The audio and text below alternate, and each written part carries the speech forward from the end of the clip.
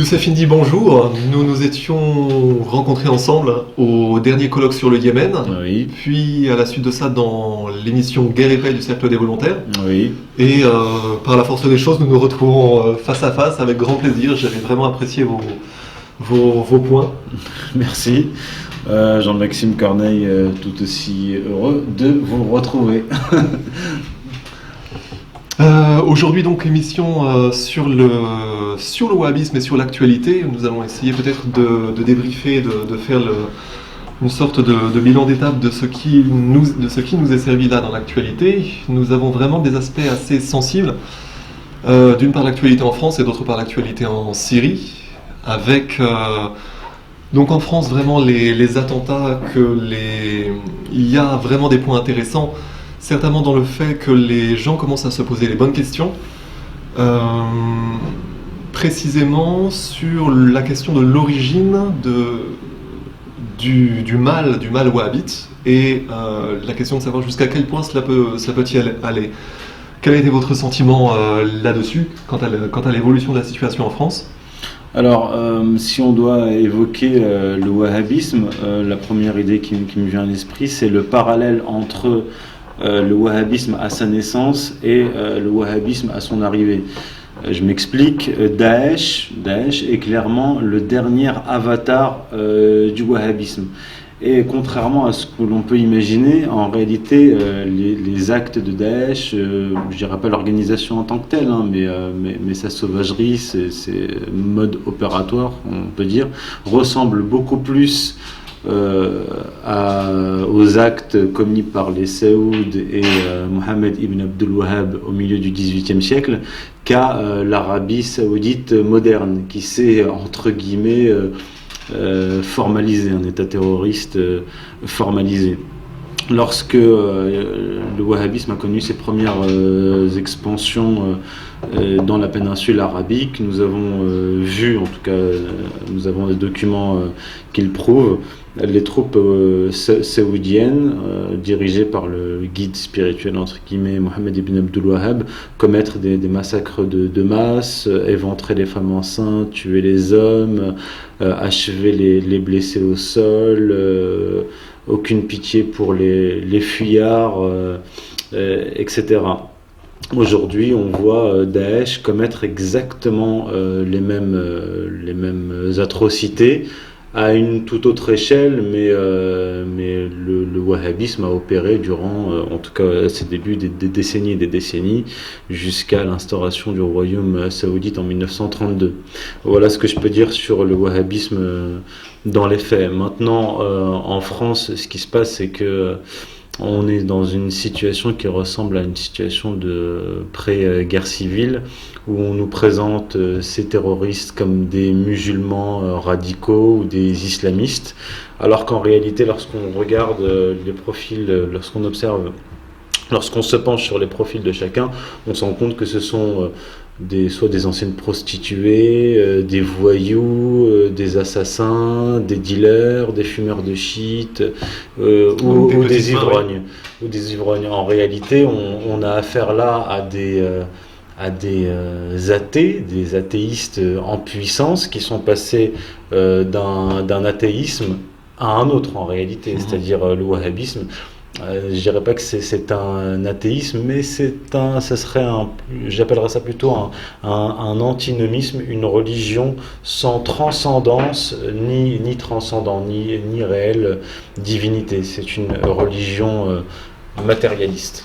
Le parallèle pourrait être peut-être très intéressant avec les anarchistes de l'époque tsariste, c'est-à-dire les paumés, à l'occasion de toutes les révolutions ou de tous les mouvements de déstabilisation, on a toujours des paumés sous une estampille ou sous une autre qui sont réellement utilisés comme les petites mains dans les opérations terroristes, c'est-à-dire que ce sont eux qui sont toujours mis en tête, mis en première ligne. C'est d'autant plus ironique d'ailleurs quand on voit la devise anarchiste ni Dieu ni maître, alors qu'à vrai dire ils ont toujours été les pantins et les marionnettes de tous les pires mouvements. Juste peut-être pour la parenthèse, dans cette interaction, je voudrais peut-être rajouter exactement 2 points là-dessus, sur ce que nous avions déjà évoqué en fait lorsque nous nous sommes rencontrés, à savoir que, exactement en lien avec la naissance du royaume wahhabite, Clairement, le wahhabisme avait pris des peignets au XIXe siècle parce que c'était fait vraiment identifier comme un mouvement complètement hystérique et d'une violence vraiment l'exact inverse de la violence qui fait la civilisation. C'est-à-dire que la question c'est toujours non pas la violence, mais la violence à quel point. Ce qui était très intéressant, c'est que dans les années 30, exactement 1930, nous avions eu un agent français. À l'époque, nous avions donc l'Empire français qui était dont énormément de ressortissants étaient donc musulmans et qui allaient faire le pèlerinage de la Mecque. Oui. Nous avions eu un agent qui s'appelait Xavier de Hautecloque. D'ailleurs, j'ai amené le livre, au moins pour la curiosité, parce que c'est une pièce historique juste pour l'arrière-plan. Il n'y a pas énormément d'éléments dedans. Néanmoins, il disait des choses fondamentales, à savoir, d'une part, d'où venait le wahhabisme, et d'autre part, dans quelle direction il allait. C'est-à-dire que il rappelle exactement le point que vous avez énoncé, c'est que le wahhabisme n'aurait eu aucun succès sans les armes, sans les moyens de transmission et sans la logistique du renseignement anglais. Ce qui nous amène, petite parenthèse, au livre de Jean-Michel Vernochet. Exactement, sur lequel on va arriver, parce qu'à la base, ce livre est réellement capital, en plus opérationnel, vraiment petit format, pour comprendre exactement le sujet clé aujourd'hui, c'est-à-dire sans 500 pages de doctrine, juste l'aspect opérationnel des choses. D'où cela vient et vers où ça va. Quand on a réellement autant de liens avec des pays comme le Qatar et l'Arabie Saoudite, qui sont des pays dont la religion officielle est le wahhabisme, on doit se poser les mêmes questions que se posait donc cet agent français dans les années 30. À qui cela va bénéficier ?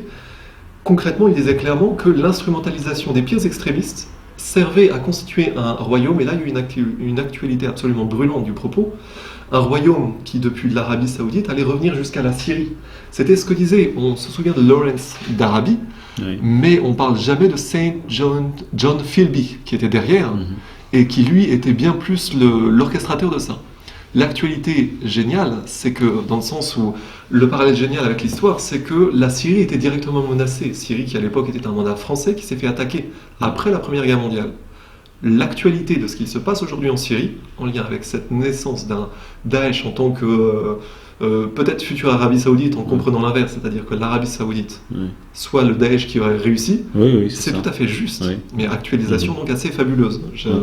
Oui, on peut faire le parallèle d'ailleurs lorsque les troupes d'élite des Saouds, qui s'appelaient les Ikhwan, lorsque les Ikhwan ont voulu conquérir l'Irak, ils avaient été stoppés net par les Britanniques. On peut vraiment faire le parallèle entre ces Ikhwan, c'est-à-dire ces fanatiques qui croyaient vraiment, c'est-à-dire qu'ils avaient adopté, ils avaient adopté le wahhabisme, c'était des wahhabites pur jus, qui y croyaient vraiment, alors que les Saouds, eux, utilisaient le wahhabisme et ses troupes en particulier à des fins politiques et géopolitiques. Alors aujourd'hui, Daesh, comme j'ai pu le signaler auparavant, est en train d'accomplir un projet qui est très ancien, le redécoupage du Proche-Orient, la destruction de l'armée syrienne et du gouvernement syrien, l'affaiblissement du Hezbollah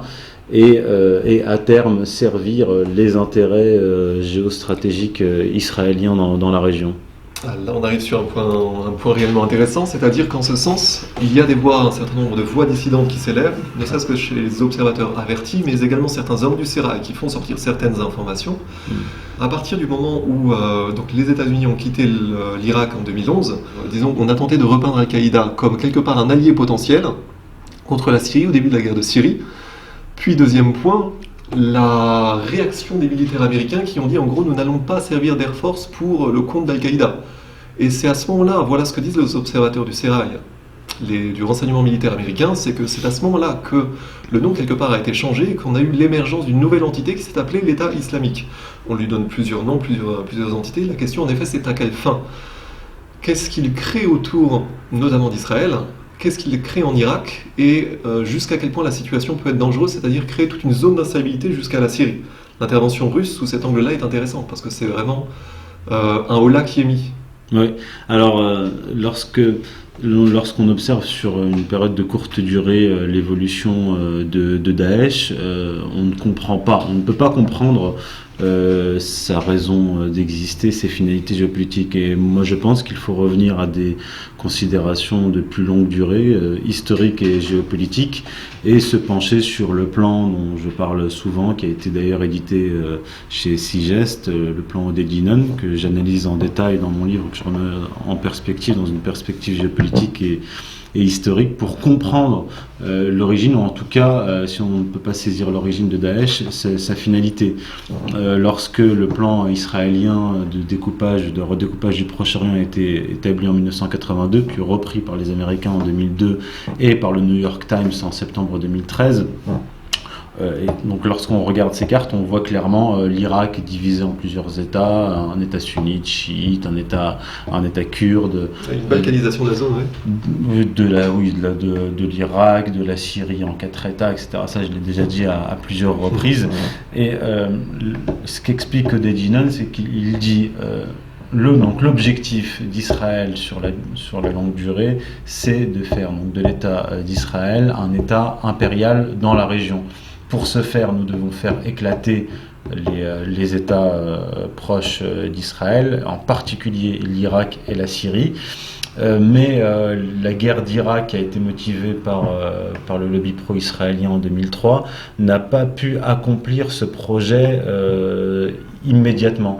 Il a fallu déjà en Irak opposer sunnites et chiites, ce qui n'était pas, contrairement à ce qu'on pense, une évidence. Lorsque les Américains ont fait sauter l'État baathiste, ils ont mis en place un pouvoir chiite corrompu, qui n'était pas du tout pro-iranien, mais plutôt pro-américain, et pour attiser la haine et la frustration des sunnites envers les chiites. Et ce qu'on sait depuis peu, c'est que le noyau dur de Daesh est composé d'anciens généraux baathistes irakiens, qui sont en train de prendre leur revanche. On nous dit prendre leur revanche contre les États-Unis, mais en réalité ils prennent surtout leur revanche contre les chiites. Mais il faudrait savoir qui donne les ordres à ces généraux, qui les paye, d'où vient l'armement de Daesh, etc., etc.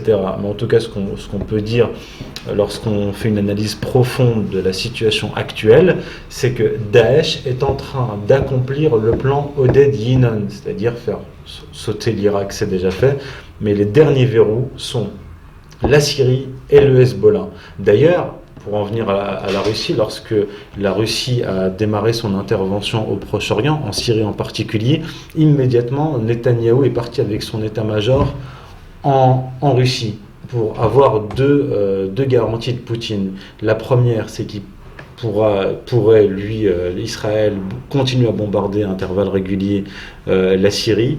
Et la deuxième garantie, c'est que les armes russes livrées à l'armée syrienne ne tombent pas entre les mains du Hezbollah.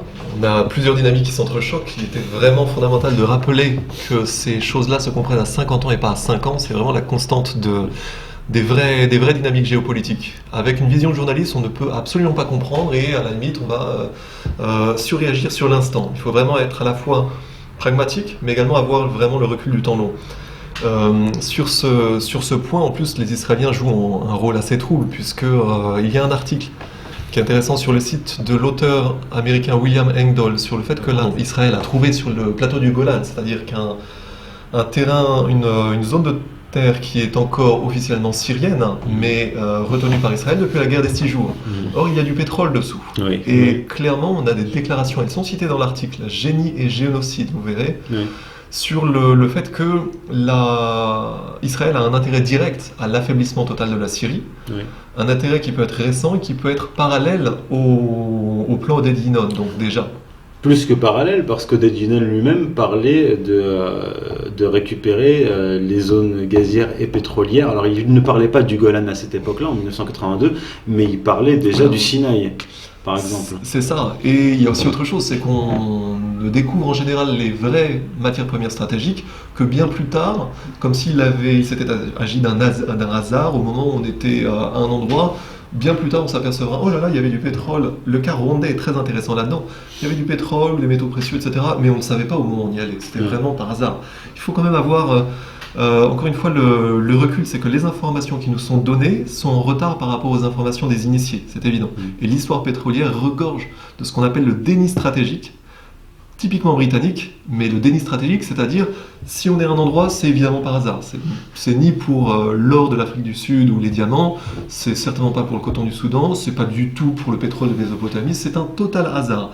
Donc avoir ce recul donc, concernant les matières premières stratégiques, en marge donc de l'aspect messianique justement concernant le Grand Israël, et surtout bien opposer ça au personnel donc, qui font vraiment du terrain, et notamment les militaires, notamment le renseignement militaire, où on assiste quand même à des alliances assez curieuses, qui sont beaucoup moins caricaturales. C'est-à-dire que même le renseignement militaire israélien essaye et quelque part en but avec ses propres dirigeants civils qui font prendre des risques fous. Je pense notamment à Meir Dagan, ancien patron du Mossad.